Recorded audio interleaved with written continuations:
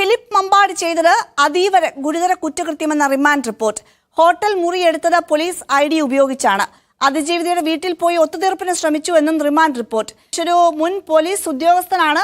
ആ പദവി പോലും ദുരുപയോഗിച്ച് ആണ് ഫിലിപ്പ് മമ്പാട് ഈ കുറ്റകൃത്യം നടത്തിയതെന്നാണോ പോലീസ് മനസ്സിലാക്കുന്നത്? ഫിലിപ്പ് മമ്പാട് മുൻ പോലീസ് ഉദ്യോഗസ്ഥനാണ്. അതിലുപരി മോട്ടിവേഷൻ സ്പീക്കറാണ്.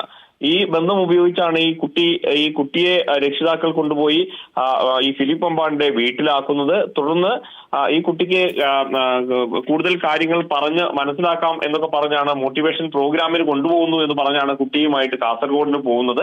ഈ ഹോട്ടൽ മുറി എടുക്കുമ്പോൾ ഫിലിപ്പ് മമ്പാട് പോലീസ് ഉദ്യോഗസ്ഥനായിരുന്നപ്പോഴുള്ള ID കാർഡാണ് അവിടെ കാണിച്ചത്. അങ്ങനെ ആ പദവി, പോലീസ് ഉദ്യോഗസ്ഥനാണെന്ന പദവി ദുരുപയോഗം ചെയ്താണ് അവിടെ മുറിയെടുത്തത് പോലും എന്നാണ് ഇപ്പോൾ റിമാൻഡ് റിപ്പോർട്ടിൽ പറയുന്നത്. അതിനുശേഷം ഇത് പ്രശ്നമാവുകയും അതിജീവിതയുടെ കുടുംബം പരാതിയൊക്കെ ആയിട്ട് മുന്നോട്ട് പോകുന്ന ഒരു സാഹചര്യമുണ്ട്.